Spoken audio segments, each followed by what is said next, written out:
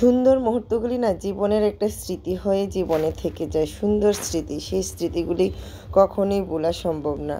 আর এই ভিডিওটা এটা তো আমার জীবনে কখনোই আমি বলতে পারবো না, কারণ এই ভিডিওর মধ্যে না অনেক আনন্দ, মজা, বিনোদন আর মাছ সন্তানদের ভালোবাসা ভরপুর ছিল এই ভিডিওটাতে। হয়তো ভিডিওর কথাগুলি আমি শেয়ার করি রে, নিজে ভয়েস ওভার দিয়ে কথাগুলি শেয়ার করলাম, কিন্তু অনেক বেশি মধুর স্মৃতি আছে এই ভিডিওতে। আসসালামু আলাইকুম, সবাই কেমন আছেন? আশা করি সবাই খুব ভালো আছেন।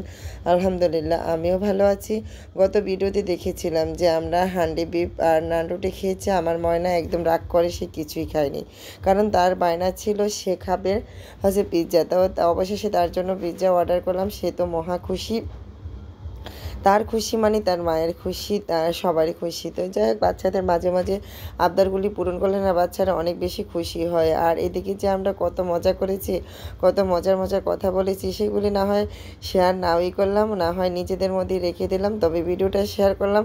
স্মৃতি হয়ে থাকবে, এক সময় এই ভিডিওটা দেখবার ওই পুরনো কথাগুলি মনে পড়বো আর হাসবো, অনেক মজা পাবো, অনেক আনন্দ পাবো। যাই হোক, বাচ্চাদেরকে নিয়ে সুন্দর সময় কাটানো, সুন্দর মুহূর্ত, সুন্দর মানে বিনোদন পেয়েছি, অনেক বেশি আনন্দ উপভোগ করেছি। তো মাঝে মাঝে এমন আনন্দ উপভোগ করতে হলে বাইরে যেতে হয় বাচ্চাদেরকে নিয়ে। তো এক গেমে বাসায় থেকে থেকে না বাচ্চারা বোর ফিল করে, তো বাইরে গেলে অনেক বেশি মজা এনজয় করে। তো যাই হোক, ভাইও ট্রাই করতেছে, সবাই মিলে একটু একটু ট্রাই করলো যে পিৎজাটা কেমন, কিন্তু আমি একদমই ট্রাই করি না। আমার এই খাবারটা এমনি তো পছন্দ না, আর যেহেতু আমি খাবার খেয়ে ফেলেছি তার আমার খাওয়ার আর ইচ্ছা ছিল না। তো ওরা নানুমণিকে যখন খাওয়াচ্ছে অনেক বেশি মজা করছিল, অনেক বেশি হাসছিল নানুকে নিয়ে। তো এতটাই মজা করছিল যে আসলে নানু অনেক মজা পাচ্ছিল। তো যাই হোক, মাকে নিয়ে, আমার ছেলে মেয়েদেরকে নিয়ে আমি যে মজাটা করেছি না, সেই মজাটা হয়তো প্রতিদিন করা সম্ভব নয়, বা প্রতিদিন জীবনে আসে কিনা তাও জানি না, তবে আজকের এই দিনটা স্মৃতি হয়ে রয়ে গেল। তো যাই হোক, অবশেষে খাওয়া দাওয়ার পর আবার ছেলে মেয়ে গিয়ে একটু দোলনায় বসলো, তারপরে আবার 12তলার উপরে একটু গেল।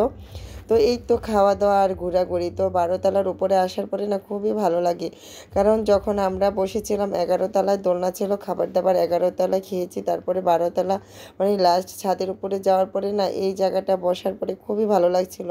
তখন কিন্তু প্রায় রাত অনেকটাই 10টার উপরে বেজে গেছে, কিন্তু বাসায় একদমই আসতে ইচ্ছে করছিল না, অনেক বেশি ভালো লাগছিল বলি না, ওই সময়টা অনেক বেশি উপভোগ করেছি।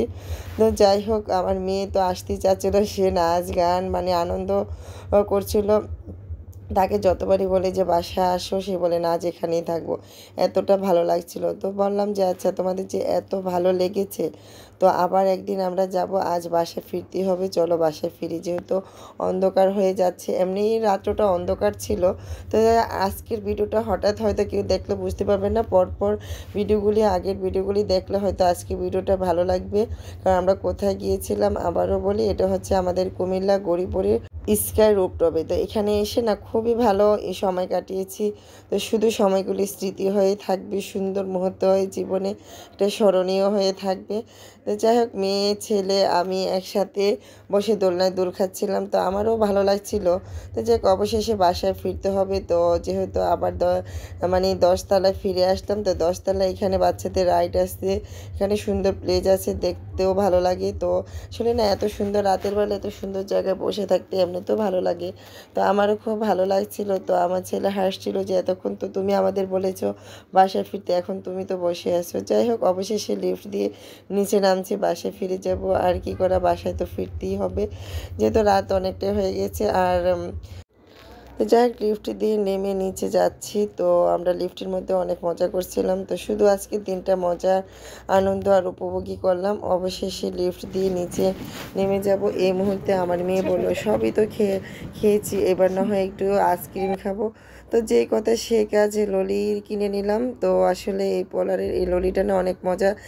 রাস্তা দিয়ে খেতে খেতে যাবো, আর আপনাদের কাছ থেকে বিদায় নেবো। আল্লাহ হাফেজ।